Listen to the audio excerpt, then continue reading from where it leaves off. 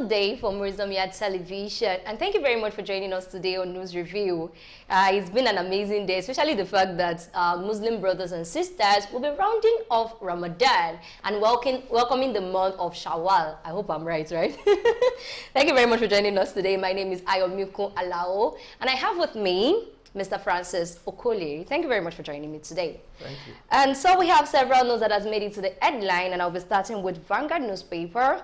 On Vanguard, we have the several headlines. Zelensky congratulates Tinubu, invites him to visit Ukraine. INEC denies meeting with Adamawa government official to rig polls. Students stage walkout to protest shooting of black teenagers. El Rufai urges federal government to escalate security operations ahead of May 29. Tinubu, Fintiri seek police inquest into Adamawa polls. Police meet stakeholders over resurfacing cult clashes in tertiary institutions. Anambra highest in childhood tuberculosis in Nigeria, official. The Punch newspaper has the following headlines. Insecurity, local rice price jumps by 200%. Nadal pulls out of Madrid, may miss French Open. Bayelsa Labour Party governorship candidate condemns youth murder and mob action. Ogun father chains stabs 2 children to death.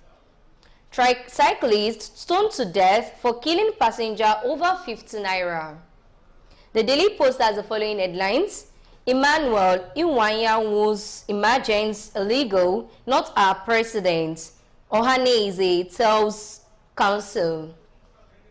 Tinubu doing nothing about agitations against this inauguration, Adamu Garba. Man sentenced to death for killing friend, over 30,000 deaths. And that is all we have on the headlines for today. And we're moving on to the hot pick segment. So here you can actually join the conversation by giving your opinion in the comment section. I'll be reading them out and also discussing on them.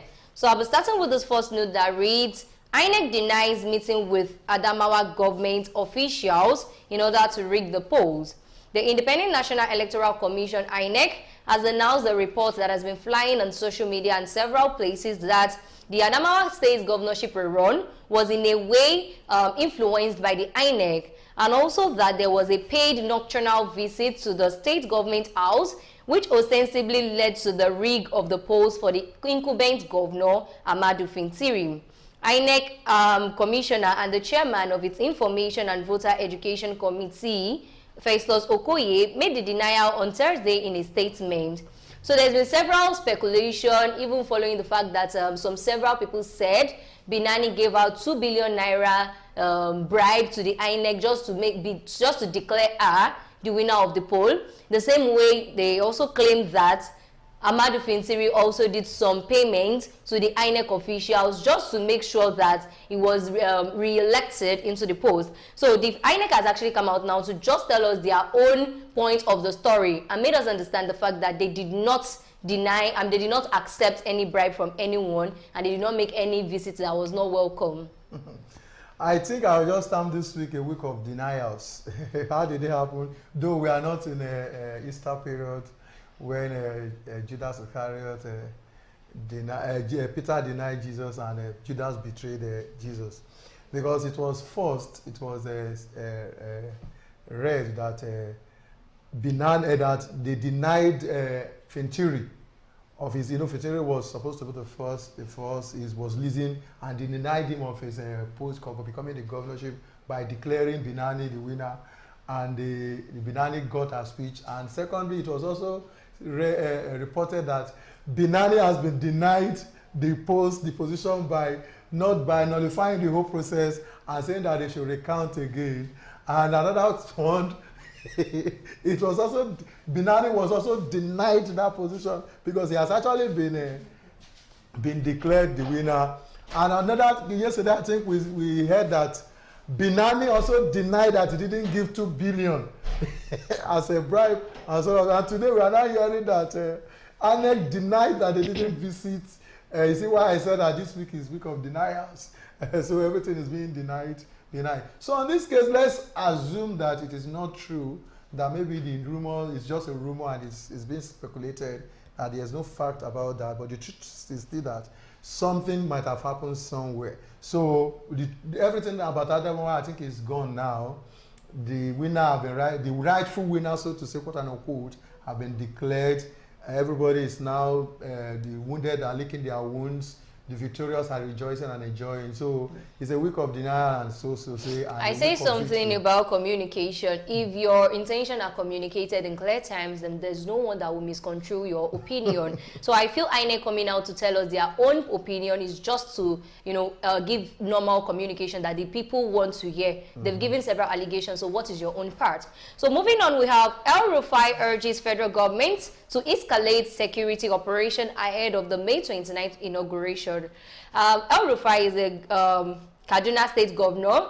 He actually appealed to the security agencies and the federal government to make sure that for the forthcoming inauguration or transition period, they should make sure that the security forces are tight, and also in a way, there's a way to even add more to it.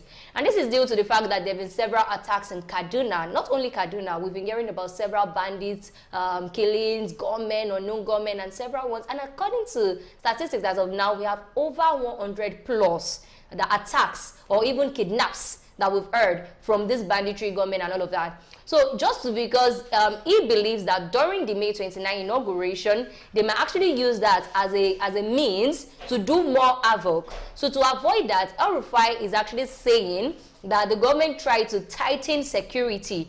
And it's not only because of the May 29, even after the May 29, because the security issue in the country is now becoming so expedient that we really need to take cognizance into the whole security operations. And the security operatives should also fasten their seat belts to also be ready for extreme work, because they've been attacking even before election.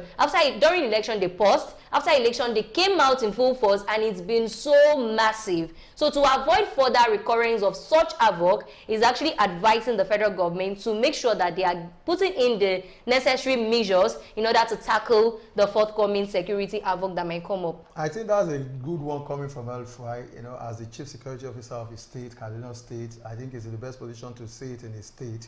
Though he was actually chairing a security meeting, and it was like collecting reports from 2021, the first quarter of this year, what actually happened security-wise, and is lending one or two voices out to also inform us or intimidate us, or trying to advise the security chiefs, security agents to gear up, to step up their works concerning what is coming up, maybe because the emergence and the just sudden resumption of our so-called bandits and the rest of it, what they started their business afresh. So I think it's a very good one coming from El-Rufai as chief security of his state, and a very good advice for us in the country. The country, exactly. Thank you very much.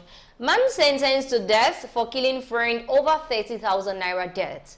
The Adamawa State High Court has sentenced the man, Festus Stephen, to death by hanging for killing his friend Mohammed Sani over a 30,000 naira debt. The court established that Festus killed Mohammed Sani, better known as Jega, during an argument over the 30,000 naira that Jega was owing him. According to the report, the detail of the story actually said that Jega was supposed to pay 30,000 naira loan Festus gave to him, but he couldn't pay and promised to pay a week later. But both parties were actually under the influence of Indian hemp and codeine. So when the whole thing started getting so tensed up, they started fighting, and the whole fight became so much that Jega was actually the one that first was about bringing out something, trying to search for something to eat Festus. But Festus was just like the sharpshooter, and he picked a cutlass, hit Jega several times, and that actually led to his death.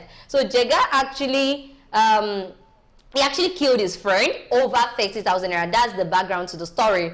But the justice, however, said that aside the fact that Jega killed his friend in Adamawa, he even moved to another place, another part of the state, just to get shelter, and in that sojourn he killed someone again. So making it a kind of multiple murder. So that classifies him as a serial murder. For that reason, he's been sentenced by hanging by the court, the High Court in Adamawa State. I think that is just law. Is a culpable homicide that is punishable under Section 192 or thereabout, Section 2 of the Constitution, and it's true. And it's also a common saying that by our fathers that he who kills by the sword dies by the sword.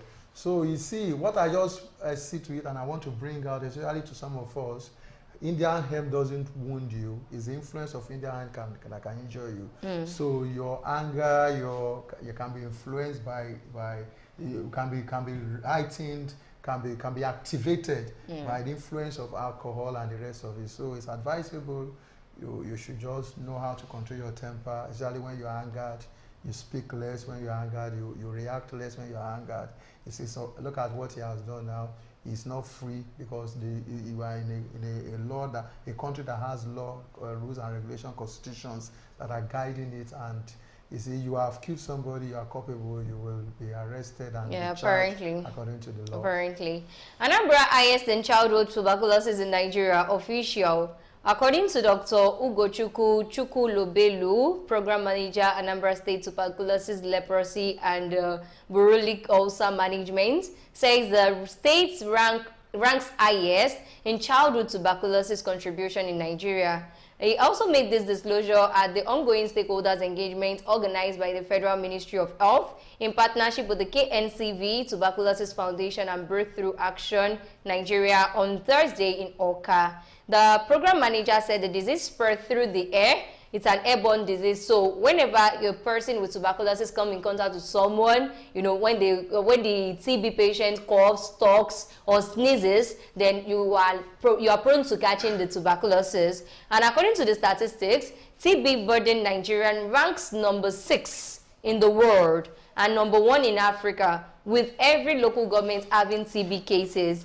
And it was also said that the drug resistance case, there is a TB drug, and the drug resistance case is very high in Nigeria. So even the child tuberculosis, among several other things, is actually very high. So right now, it's just the basic, what's it called now? The basic education, sensitization is the only thing we can do. Now, when you come in contact with people or you don't even know them, it's better when they are coughing or sneezing or talking, just move a distance so you don't contact the disease. And the people that have it should just take proper care of themselves. They may actually go out with having mask on and several other things. But it's just very saddening that Nigeria ranks number 6 when it comes to the whole tuberculosis issue, especially child tuberculosis. You are just saying it, because you know it, that's why you are saying it. You see, the problem we are having there is because we lack sensitization, no orientation. It is not being known, because it's just somehow a rural area.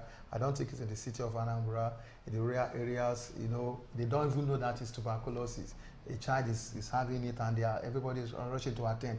Give am salt. Give am pepper. Give am this, and it. And when the child coughs, it. Everybody's like getting it. I think, I don't go through it. So you see, they don't really know it's TB. So it all boils down on sensitization, being informed, letting them know, and letting them the kind of disease. And you see, when you spread it and you go house to house, you go maybe the doctors putting in a form of sensitization or rural information and thereabout. I think such a thing can be reduced to an extent, not even the treatment. Yeah, sure. Thank you very much. So this show is proudly sponsored by Nokpa Herbals, and it's because of Nokpa that we are here. If not be Nokpa, we'll not go there here, okay? News Review is proudly sponsored by Nokpa Herbals. So before we continue on the show, let's go on a short commercial, and after which we'll be right back. Please stay tuned. Sweetheart.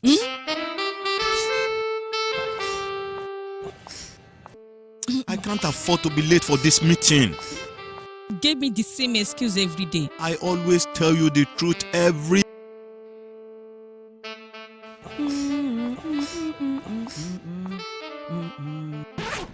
You know I will never disappoint you.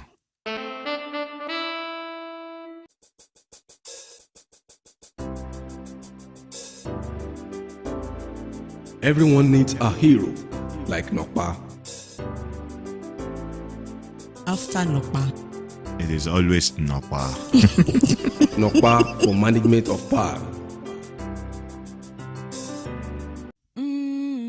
Sweetheart.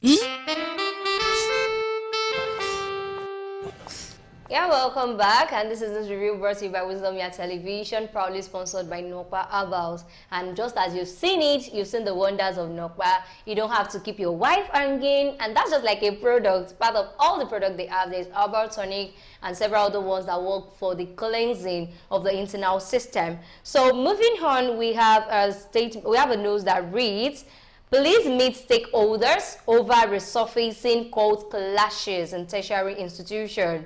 The Commissioner of Police in Oyo State, CP Adeboale Williams, has met with relevant stakeholders in the tertiary institutions in Oyo State over the resurfacing of cult clashes in the state. The CP in Oyo State actually said that he needs to meet with relevant people just because of the overwhelming cultist appearance or resurfacing in the community in recent times. The Command Public Relations Officer, SP Adewale Oshifeso, made this known in a statement available to the newsmen on Thursday in Ibadan. He actually engaged the leadership of the student governing bodies and their respective student union bodies in an emergency stakeholders security forum on Wednesday at the command in Ibadan to address the issue of security.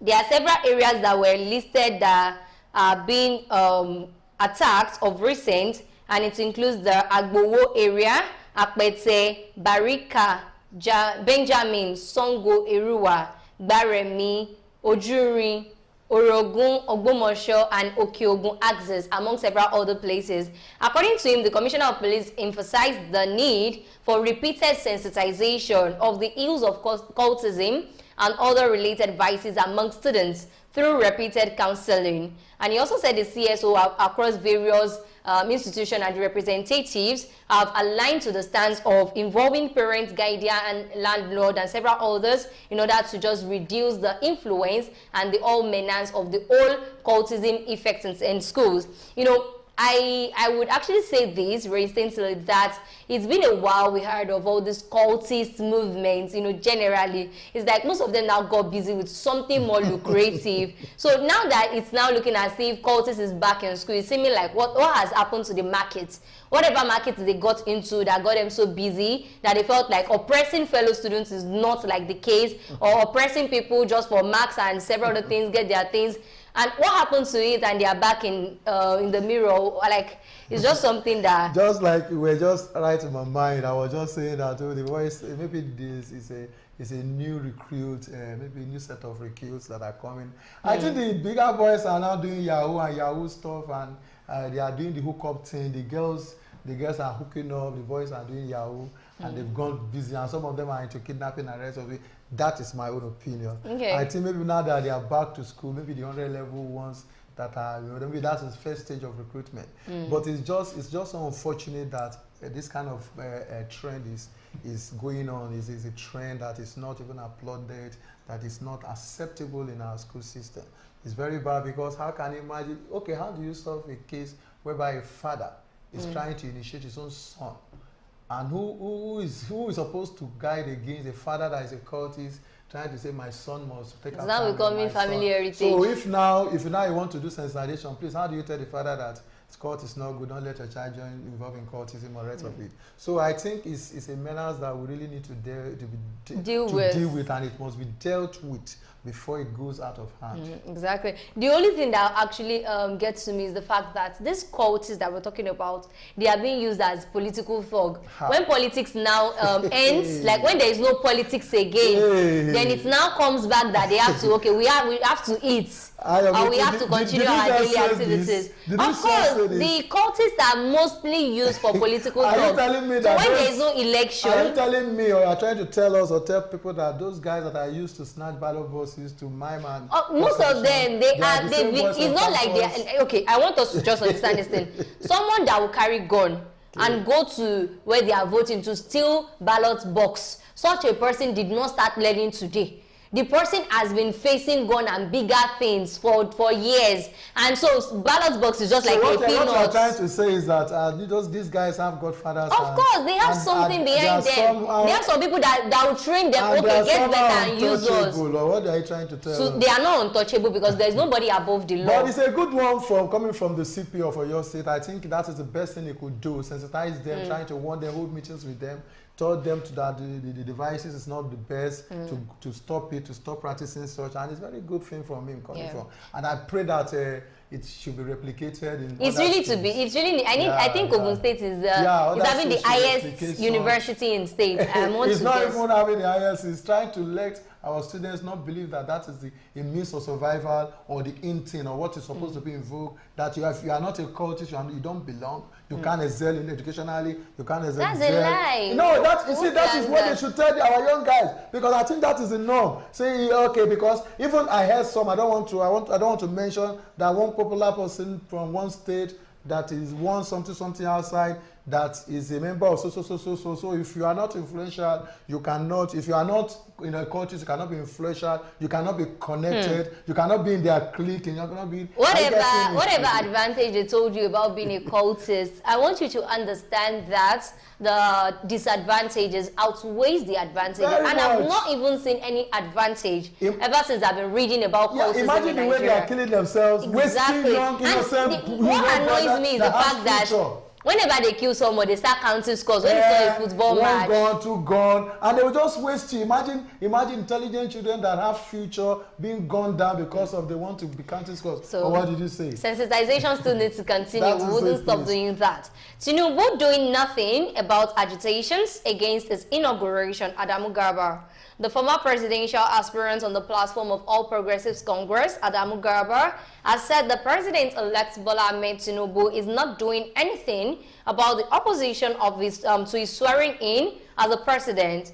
Daily Post reported that several groups are protesting the May 29th inauguration of Tinubu as the president and commander-in-chief of the armed forces, with many calling for interim government, among several others. In an interview with Prime Reports TV, Garba said he was happy that Tinubu is keeping mum amidst all of the protests of his inauguration. He said that he would advise Tinubu specifically to do nothing and continue keeping mum. And at the end of the day, he should continue with his work, because at this moment, he needs to do more work than talk, because he should not focus on those people that has been clamoring that he's not the right one, their mandate was stolen, and all of that. Adamu Garba knows how to advise, and I think I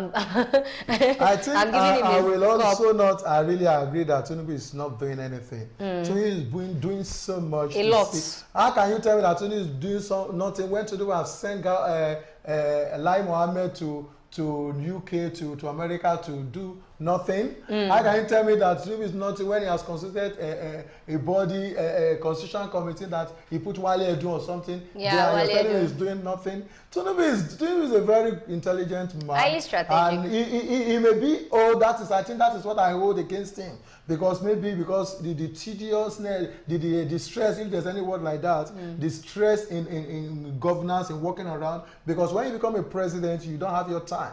You don't have, from the 24 hours is CS or somebody like that, or the 8 that gives you time. Or from 1 a.m. to 3 a.m. you are supposed to be here. From 3 a.m. to 4 a.m. I think that is the time. And if you are not there, they will pick you. In fact, if you are not there, your cloth is there, you carry it. So you can imagine that kind of man. Or you send somebody that knows somebody that knows somebody. you know that kind of an elderly person that will go through that kind of stress. I think that's what I really held against him. But now that he's a strategist, if he has somebody, have people beside him that can really do it, I think in Azel. But what I'm still saying that Tinubu is doing a lot. And I'm really anticipating May 29. I'm really anticipating his administration, because when you've actually proclaimed that somebody will not work, and let's just come out come and do it. Let's see. I just really want to say that, okay? And we'll be here to review it.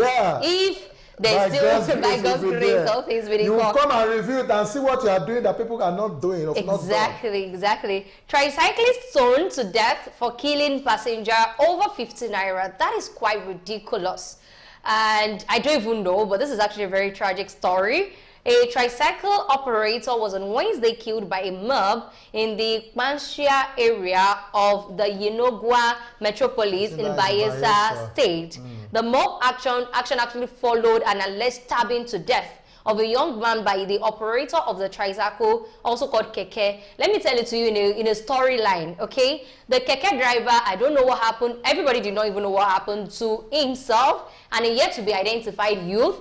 You know, it was over a change of 15 naira, you know, something like that. And he then picked his dagger, stabbed the man to death. And that one died on the spot. So the angry mob, the people around were like, stop it, you won't kill person. Sorry, you don't kill person. Where's it go stop? Next thing, they started stoning him. Lo and behold, they consoled the tricyclist to death. So it can't be two oku, we follow go meet Jesus. I be God then for that same day. My problem now is with the 15 naira. What is so much about 15 naira that you can't let go? I don't want to even understand whatever transpired between you. Whether a person was supposed to pay 150 to the destination and the person paid just 100 and you're like, my 15 naira can't go. Is killing the person the next thing? You can just say, go and put the person in the hands of God, like Yoruba will say, And another thing is that the police official actually went to the place, you know, to just bring about peace and order, but then criticized the mob that decided to do justice by themselves. We should stop jungle justice. We really need to understand that Nigeria is now becoming a civilized world. Even though we are still underdeveloped, but we're civilized to some extent. And there is law and regulation. There are rules, law, and regulation that we should follow. There's constitution. If somebody should do something, report to the nearest operatives of the security. Let them do what is right by the law. Don't make yourself the ones that would, you know, battle against them. So I am very saddened by this story. It's very, very disheartening. You mean, just as the case of those two friends that actually stabbed themselves and machete or something like that. Exactly. You see, what I just see to it is that a lot of impatience, a lot of anger is in the air. So many people are just angered over nothing. I get in it. So many people are not even eating. They are really disturbed at home, psychological trouble, traumas, and the rest of it. And it's not everybody you see on the street that is normal. That apparently. Okay. So sometimes I would just advise when you are especially in the public space, you should condole yourself, you should caution yourself, you should know how you behave, because so many people can get angered. You are talking of 15 naira, they can get angered over 1 naira. I get, you know, even sachi water. So I think that is what we should be very, very careful about. Okay. Then also to what you said, the mob, you are not law enforcers. Leave the enforcers of the law to do the justice. Sometimes you may just say, okay, you are killing 2 people at a time. You wasted 2 generations. There are ways, though I'm not saying that it's a very good thing to kill somebody, but sometimes don't take law into your hands. It may turn out to be the opposite. So then I think some sort of things, please, the economy is not rosy. So many things are not going well. Please, when you are going out, condole yourself. Conscious yourself, know how you behave outside so that you stay alive. Because when you stay alive, you see the future. Apparently. Thank you very much, Mr. Francis. And I would round up on this note that no matter what frustration you're going with in your life, even if it's all tensed for you, nobody is the architect of your misfortune. But for that reason, don't transfer aggression. If you are mad, be mad in your house. Don't come outside and start begin to distribute your madness. A lot of people see the same way you are going through something, I'm also going through something. So if you give me 5, I will give you 100. And at the end of the day, we feel beat each other, kill each other. So that's why problem is happening in Nigeria. Nigeria in itself, it's actually tensed up. Tensed. When you look at Nigeria, owing a lot of money, 2 point something trillion debt. If you meet Nigeria, that Nigeria alpha, Nigeria will stone you. Now the reality, the whole Nigeria. So not to now talk of the people living in it, the people that are poor, that are just trying to make life do with themselves. So please, if you are having issue with yourself, learn to deal with your problems. Don't bring your problems outside and transfer aggression to people. It's not even ethical. For the basic social etiquette, you should know that. And if you don't know that, then you should refer to Lifestyle Show with Ayomiko on this same platform, Uzomia Television. So until next time we'll be talking about this, I remain the only Ayomiko that takes you through news review on this platform. Thank you very much, Mr. Francis. Thank you.